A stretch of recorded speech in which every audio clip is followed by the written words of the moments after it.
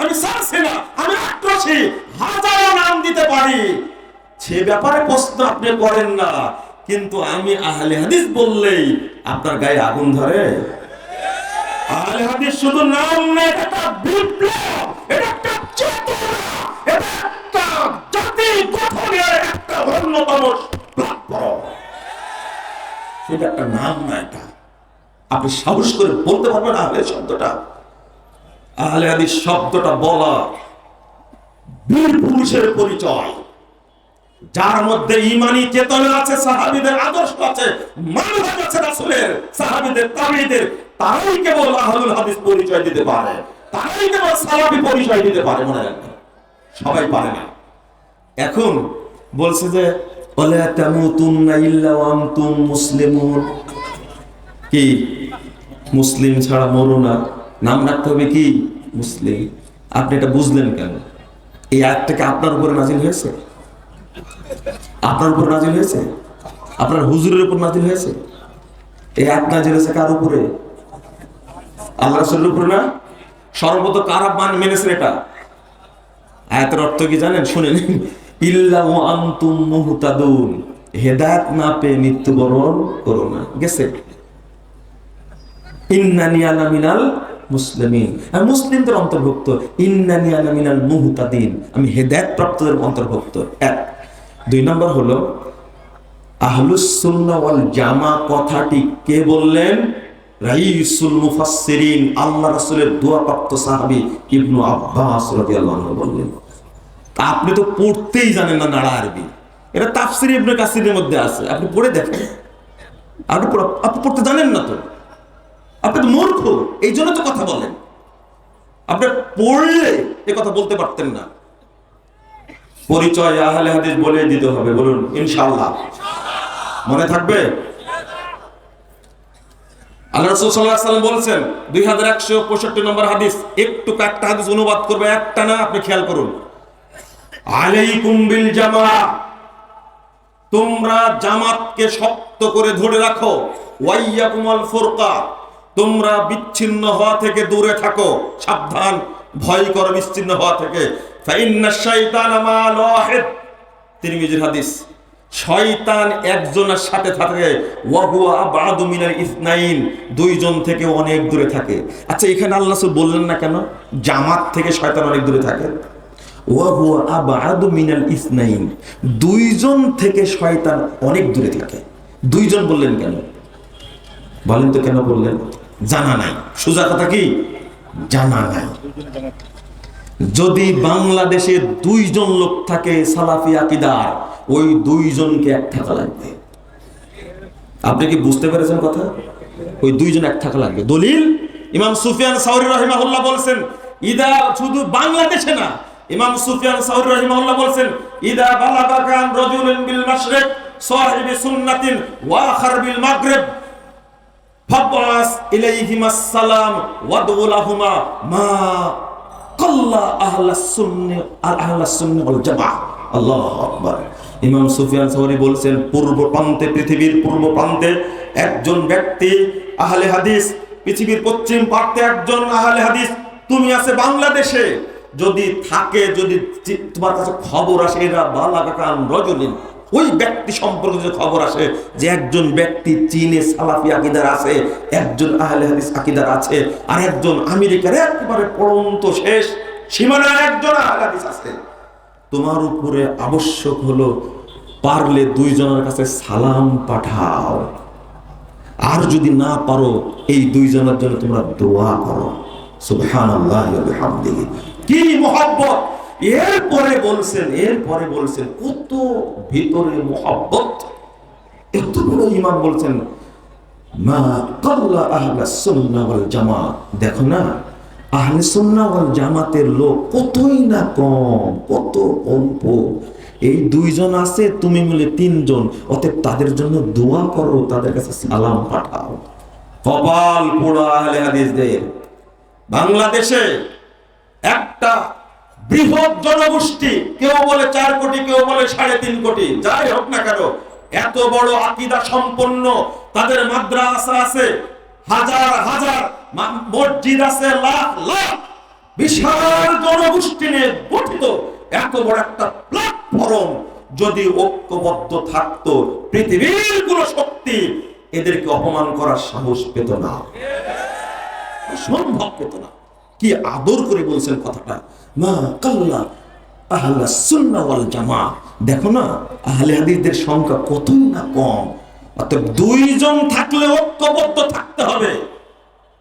আপনি তো বুঝেনি না, অপরাধীরা কাল কিয়ামতের মাঠে উঠবে ফারদা।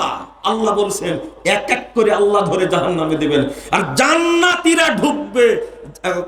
এই কি বলে যে যারা জান্নাতে যাবে কিয়ামতের মাঠে তারা উঠবে দলবদ্ধ হবে। বলুন আলহামদুলিল্লাহ।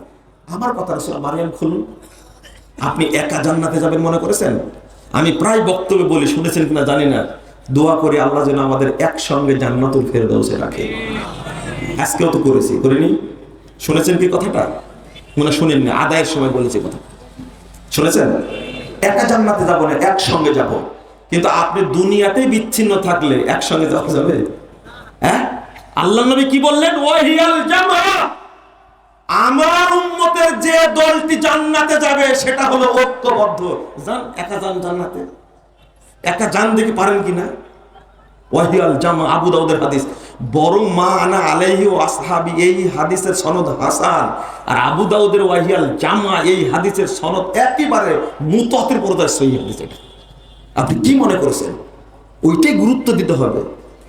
এমনি উসমান রাদিয়াল্লাহু বলছেন ইলজামু জামাতাকুম ওয়াতাসিমু বিহাবলিল্লাহ, মানে আল্লাহর রজ্জুকে আঁকড়ে ধরো, মানে তোমরা জামাতকে শক্ত করে ধরো। আজকে আহলে হাদিসরা যদি ঐক্যবদ্ধ থাকতো কত ভালো হতো।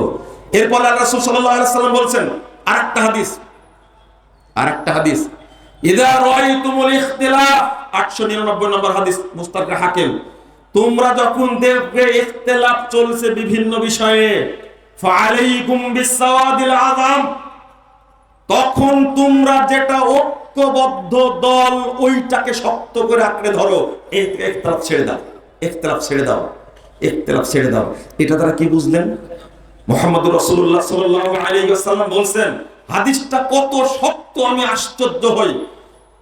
4020 নম্বর হাদিস, আল্লাহ রাসূল সাল্লাল্লাহু আলাইহি ওয়াসাল্লাম বলছেন, ইয়াকুনু হানাতুন ওয়া হানাতুন, খুব তাড়াতাড়ি বের হবে বিভিন্ন ইখতিলাফ, মতবিরোধ দেখা দেবে। মান ফারাকাল জামাআহ ওয়া আরাদা আন ইউফাররিকা আমরা হাদিহিল উম্মাহ, কেউ যদি জামাত থেকে বেরিয়ে যায় অথবা কেউ যদি জামাতকে বিভক্ত করার জন্য প্রচেষ্টা চালায়, ফাজরিবুহু বিসসাইফ কাইনান মান কান, তার পিঠে তরবারি দ্বারা আঘাত করো, ও যেই হোক না কেন, ও যেই হোক না কেন। আরেকটা হাদিস বুখারীর মধ্যে আছে, ফাকতুলুহু, ওকে হত্যা করো। বিশৃঙ্খলা যদি কেউ করতে চায়, আল্লাহর নবী শুধু বললেন না তাকে বের করে দাও, বহিষ্কার করো। নবী কি বললেন? কি বললেন? তরবারি তাকে দিয়ে সাইজ করো। এত কঠিন বাক্য বলেছেন। আল্লাহ রাসূল সাল্লাল্লাহু আলাইহি ওয়াসাল্লাম বলেছেন, আশ-শাইতান মা মান ফারাকাল জামাআহ ইয়ারকুজু, নাসাইর হাদিস। শয়তান একজনের সাথে থাকে। কয়জনের সাথে? একজনের সাথে থাকে শয়তান। শয়তান কি করে? এই যে বের করে নিল, ইয়ারকুজু, পিছনে জোরে লাথি মারে, লাথি মেরে দূরে নিয়ে চলে যায়, দূরে নিয়ে চলে যায়, দূরে নিয়ে চলে যায়। কোথায় নিয়ে যায়? মান শাজ্জা শাজ্জাফিন না, যে ব্যক্তি জামাত থেকে বেরিয়ে গেল সে কোথায় গেল? জাহান্নামে নিক্ষিপ্ত হলো। এত হাদিস এত কড়া। আল্লাহ রাসূল সাল্লাল্লাহু আলাইহি ওয়াসাল্লাম বলছেন, 17209 নম্বর হাদিস, মুসনাদে আহমদ, আল জামাতু রাহমাতুন ওয়াল ফুরকাতু আযাবুন। সমস্যা হলো আজকের দিনে আমরা ঐক্যবদ্ধ থাকতে পারি না কেন? একটা গল্প শুনে, তাহলে শোনাবো? শোনা, খুব সুন্দর গল্প, কিন্তু আপনার মজা লাগবে। একজন ব্যক্তি আমাকে বলছেন, আমার সাথে সাক্ষাৎ করে, চিনি না তাকে, বলছেন যে আপনি খুব ভালো একটা কাজ করেছেন, আপনি একা একটা প্রতিষ্ঠান, আপনার দ্বারা আহলে হাদিসের খেদমত হবে। কিন্তু আমার একটা বড় কষ্ট হলো, আপনাকে দেখছে আবার জমিয়তে আহলে হাদিসদের প্রোগ্রাম করছেন। শুনে এই আন্দোলন জমিয়ত দ্বারা কিছু হবে না, আপনার দ্বারাই কিছু হবে। আমি বললাম কি বলতে চাচ্ছেন তাহলে? যদি আপনাকে আমরা আমির বানাই তাহলে মনে হয় উপকারটা বেশি হবে। খেয়াল করেছেন আপনারা? খেয়াল করেছেন? আচ্ছা, প্রস্তাবটা তো খারাপ দিয়েছে না ভালো দিয়েছে? ভালো প্রস্তাব না? অনেক ভালো প্রস্তাব দিয়েছে। আমি ওনাকে বললাম যে শয়তান আপনাকে ছাড়া কাউকে পেল না, এত সুন্দর প্রস্তাব পাঠাইছে শয়তান আপনাকে দিয়ে। চিন্তা করেন, কারণ এই সভাপতি আমির এই পদগুলো এত লোভনীয়, এত সুস্বাদু, লাজিজ, এত তৃপ্তিদায়ক, যদি কাউকে টোপ দেওয়া যায় ও আমির হয়ে যাবে সাথে সাথে। আরে হিরো আলমকে যদি উপদেষ্টা হিসাবে চাই মানুষ, হিরো আলম নিজেই বলছে বহু ফোন আসছে আমাকে উপদেষ্টা বানানোর জন্য। তো মুজাফফর বিন মুহসিন হলে একজনে কি চামচা পাবো না? পাবো না? বেশি পাবো। কথা বুঝতে পারেননি? বেশি পাবো। কিন্তু এর ভার আপনি যদি নিতে পারেন, নিন, বুঝবেন কিয়ামতের মাঠে শয়তানের লাথি খেতে খেতে। শয়তান লাথি মানে কি? শয়তান পিছন দিকে লাথি দেয় মানে কি? বেঁচে থাকা পর্যন্ত আপনাকে অপমান করে ছাড়বে শয়তান। আল জামাতু রাহমাতুন ওয়াল ফুরকাতু হালাকাতুন। ইমাম কুরতুবী রাহিমাহুল্লাহ বলছে, তুমি জামাতবদ্ধ থাকবে, আল্লাহর রহমত দিবেন। আর তুমি যদি একাকী হয়ে যাও তাহলে তুমি কি হয়ে যাবে? ধ্বংস হয়ে যাবে। হবেই হবেই হবেই, এতে কোন সন্দেহ নাই, কোন সন্দেহ নাই। আজকে আমি ওই কথাটা বলি, ইমাম আলবানী রাহিমাহুল্লাহর মতো মানুষ যদি বলে দোয়া করে আল্লাহর কাছে, ওয়াহুম আহলুল হাদিস লা ইয়াতাআসসাবুন হাশারাল্লাহু মাআহুম লা ইয়াতাআসসাবুনা লিকাউলি শাখসিন মুআয়্যানিন মাহমা আলা ওয়া সামাহা মুহাম্মদ সাল্লাল্লাহু আলাইহি ওয়াসাল্লাম। আহলে হাদিস তারাই আমরা আল্লাহর কাছে দোয়া করি, আল্লাহ তুমি আমাদেরকে আহলুল হাদিসদের সাথে ঐক্যবদ্ধ করো। আলবানী দোয়া করছেন শ্রেষ্ঠ মুহাদ্দিস, আর আপনি কখনো দোয়া করেন? কখনো দোয়া করেন না। এই ছোটখাটো ইখতিলাফ নিয়ে এই অনৈক্য তৈরি করার কারণে, বিশৃঙ্খলা তৈরি করার কারণে ব্রিটিশ বিরোধী আন্দোলনের সফলতা আসতে সময় লেগেছিল 190 বছর। কিন্তু ডক্টর ইকবাল বলে দিলেন, বাতানে শুয়াবো কারাইল কো তোড়ো, রুসুমে খুন কে সালাসিল কো তোড়ো, এহি দীন মুহকাম এহি ফতহ বাব কে দুনিয়া মে তাওহীদ হো বেহিজাব। ভাষাটা কি? তিনি বলে দিলেন, যত রকমের রসম রেওয়াজের ইখতিলাফি বাতানে শুয়াবো কারাইল কো তোড়ো, যত বিভক্তি রয়েছে সমস্ত অনৈক্যকে ভেঙে তুমি চুরমার করে দাও। যত রসম রেওয়াজ নিয়ে ইখতিলাফ আছে সবগুলো ভেঙে চৌচির করে দাও, চূর্ণ বিচূর্ণ করে দাও। এহি দীনে মুহকাম এহি ফাতেহ বাব, এটাই হলো দ্বীনের নির্দেশ। এখানে রয়েছে বিজয়ের দরজা, কে দুনিয়া মে তাওহীদ হবে হিজাব। তখনই দেখবে দুনিয়াতে তাওহীদের পতাকা পথ করে উঠতে শুরু করেছে। ঐক্য যে কত জটিল! আশ্চর্য হই যে বাংলাদেশে উপমহাদেশে ব্রিটিশ বিরোধী আন্দোলনের সফলতা আনার জন্য ঐক্যের ডাক দিয়েছিলেন। ঐক্য হয়েছিল, সফলতা আমরা পেয়েছি। আজকে আমরা যদি আমাদের বাচ্চাদেরকে তাওহীদ শিখাতাম, আপনারা খুব কৃতিত্বের সাথে বলছেন যে আমাদের স্কুল কলেজের ছেলেরা, মাদ্রাসার ছেলেরা মাঠে নেমে সব মূর্তি ভেঙে চুরমার করে দিয়েছে। মূর্তি একজনের ভাঙছে, বাকিগুলো এটা কি তাওহীদ প্রতিষ্ঠার জন্য ভাঙছে? না। যদি এদের মধ্যে তাওহীদ থাকতো তো মূর্তি ভাঙার আগে বাংলাদেশের মাজার পরিষ্কার করতো, এটাই করতো। কিন্তু আপনার বুঝতে ভুল হয়েছে। বুঝতে কেন ভুল হবে না? লা হাওলা ওয়ালা কুওয়াতা ইল্লা বিল্লাহ। একজনের আক্রোশ নিয়ে মূর্তি ভাঙা হয়েছে, এটা হলো তালেবানি আদর্শ। উপমহাদেশে যে আন্দোলন চলেছিল ব্রিটিশ বিরোধী আন্দোলন, সেটা ঢেউ যদি আফগানিস্তানে লাগতো, তাহলে তারা আজকে তাওহীদপন্থী হতো। তারা বৌদ্ধ মন্দির ভেঙ্গে সব চুরমার করে দিয়েছে, কিন্তু মাজারগুলোকে সুন্দর করে সাজিয়েছে। এটা হলো তালেবানদের আকীদা। বাংলাদেশে আহলে হাদিসরা তালেবানের আকীদা পোষণ করে না, করে তাওহীদের আকীদা পোষণ করে। আমি জানি না শেখ সাহেবের মূর্তির সামনে দাঁড়িয়ে কেউ সেজদা দেয় কিনা, এটা আমার জানা নাই। তবে বাংলাদেশের কোটি কোটি মানুষ মাজারে সেজদা দিয়ে ঈমান ধ্বংস করছে। তাওহীদপন্থীর আগে মাজার ভাঙবে। 3 বার স্বাধীনতা বাংলাদেশে আসলো। 47 সালে এসেছে, 71 এসেছে, 24 এসেছে। ও সুবহানের ভাইরা, হাদিস তরুণরা, তোমরা শুনে রাখো, আরেকটা স্বাধীনতা আসবে যেদিন বাংলাদেশে প্রতিষ্ঠিত শিরক বিদআতের কেন্দ্রগুলো এবং জাহিলিয়াতের কেন্দ্রগুলো ভেঙে সব চুরমার হয়ে যাবে। এই চুরমার তোমাকেই করতে হবে, কেউ আসবে না। কারণ যারা বেদাতি, তারা মাজার পূজার শখ, কবর পূজার শখ, বেদাতি যারা, তারা আজকে মন্দির পাহারা দিচ্ছে, অন্যদিকে আহলে হাদিস মসজিদকে ভেঙে দিচ্ছে। আমি এই বৃহৎ সম্মেলন থেকে আমি ঘোষণা করছি, বন্ধুরা আমার, আজকে শেখ আব্দুল জলিল সাহেব দেখিয়ে দিয়েছেন, প্রমাণ করে দিয়েছেন যে জেলা সম্মেলন আয়োজন করলে মানুষ সাড়া দিবে।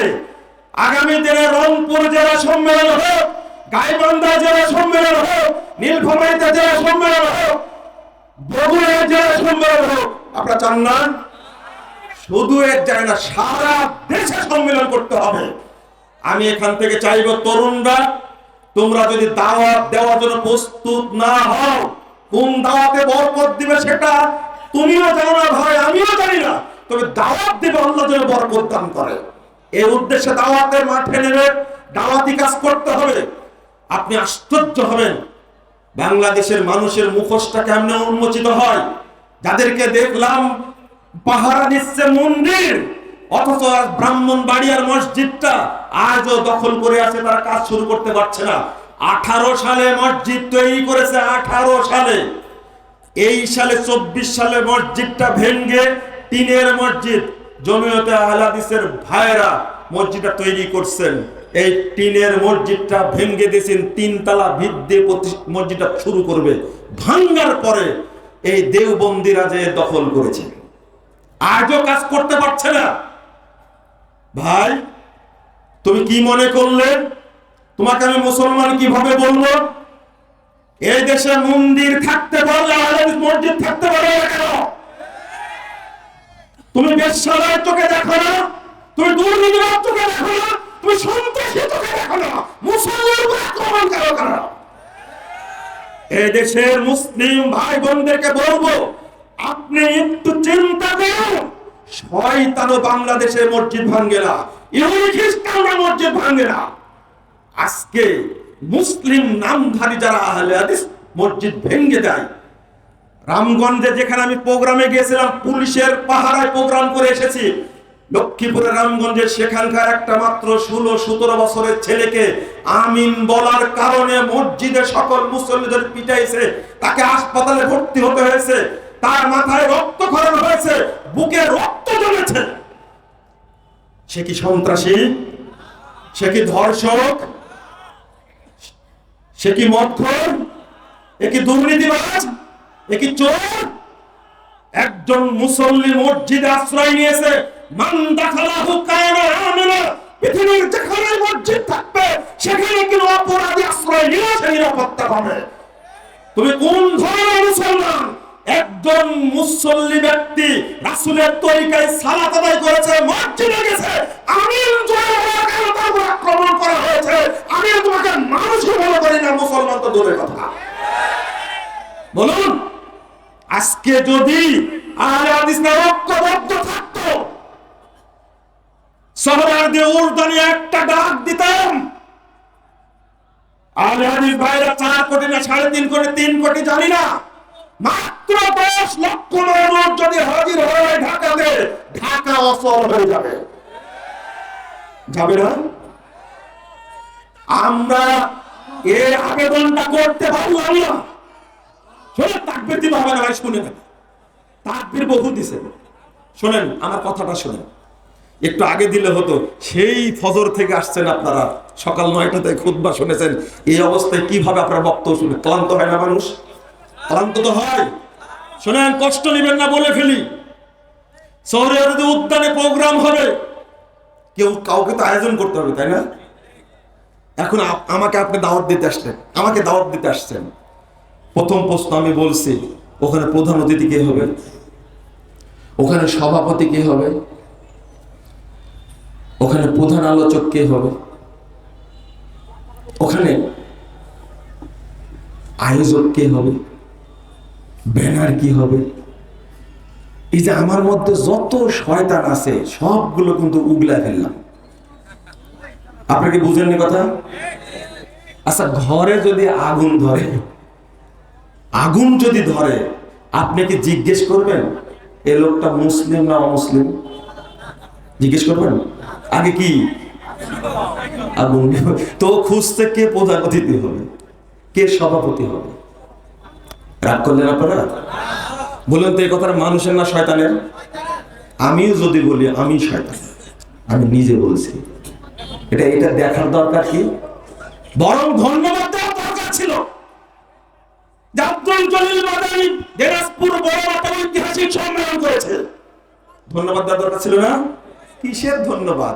উনি বলছেন যে আমার নামই দেয়নি এখানে, আমি যাবই না। লা হাওলা ওয়ালা কুওয়াতা ইল্লা বিল্লাহ। আমাদের দ্বারা কি আল্লাহ খেদমত নিবেন? এত বড় বড় শয়তান যদি কলবের মধ্যে বসে থাকে, আল্লাহ খেদমত নিবেন?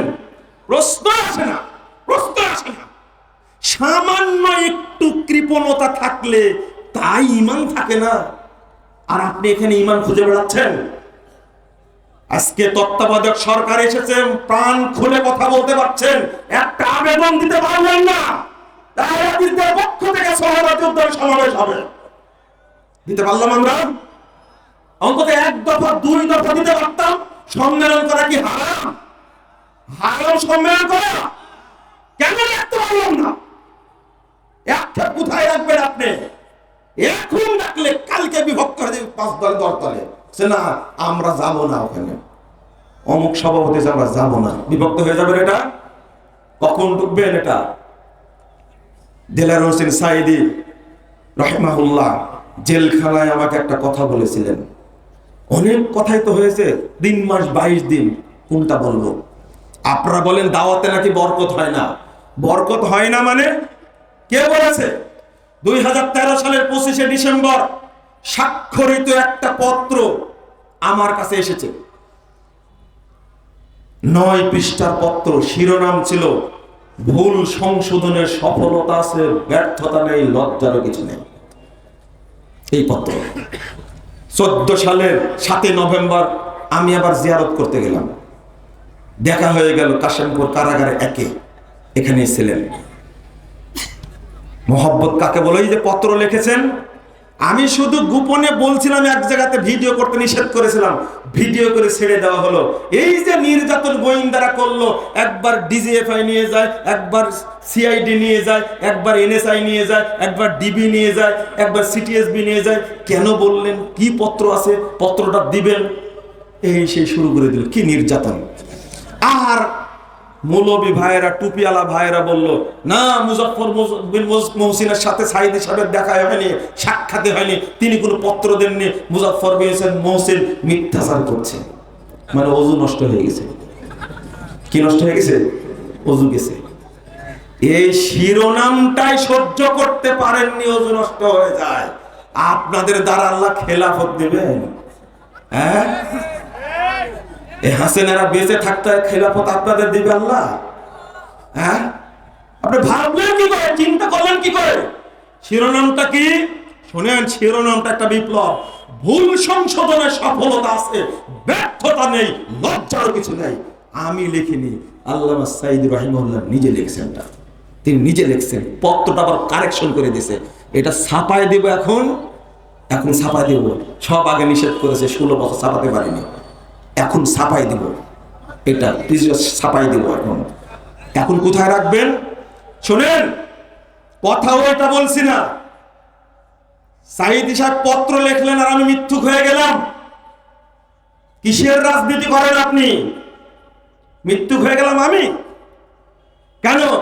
আল্লামা সাঈদ রাহিমাহুল্লাহ 1980 সালে চিটাগঙ্গের ওই তাফসীরুল কোরআন মাহফিলের মাঠে কি বলেননি যে আপনারা ইমাম নাসিরউদ্দিন আলবানীর সালাত শিক্ষা বই দেখে সালাত শিখবেন? বলেননি? পড়েননি কেন? তখন পড়েননি কেন? কোথায়? 1980 সাল, তখন আমার জন্ম হয়নি। আমার জন্ম 81 সালে।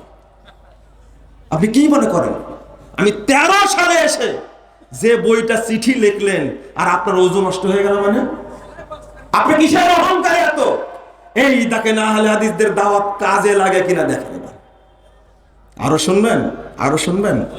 100 কপি বই নিয়েছে, আমি জানি না, নিজে কাউকে নিয়ে পাঠাইছে।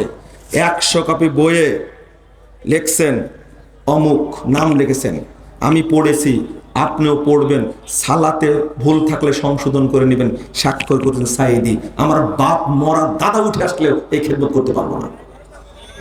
এইটা শুনলে তো আপনার মনে পিছন নষ্ট হয়ে যেত। কেন? তার মনে তো অহংকার দেখিনি। জেলখানায় ঢুকেছে শোনা মাত্র রাত্রিতে, আল্লাহু আকবার, কি আদর, কি যত্ন, কেউ জানে না। ব্যাগের মধ্যে বেদানা দিয়েছেন, কমলা দিয়েছেন, তারপরে আপেল, তারপরে বিস্কিট, একটা পাঞ্জাবি, একটা পায়জামা, একটা গেঞ্জি দিয়ে পাঠিয়েছেন, আর উপরে আরবিতে লিখে দিয়েছেন সাঈদীর পক্ষ থেকে হাদিয়া। একজন মানুষ আবেগী হবে না? পরের দিন দেখা করতে গেছে, আমাকে চিনে না, উনি হাঁটছেন, যাকে পাঠিয়েছেন তিনি বলছেন স্যার ইনি মুজাফফর বিন মহসিন। ঘুরে একবারে জোরে ধরে বলছেন আরে আমি তো মনে করছি 60-70 বছর বয়স। আপনার এত অহংকার কেন? এত অহংকার কেন আপনার মধ্যে? বইটা 3 বার পড়েছেন। আমার ভ্রান্ত আকীদা বনাম সঠিক আকীদা বইটা প্রুফ দেখে দিয়েছেন। ভ্রান্তির বড় জালে একামতে দিন বই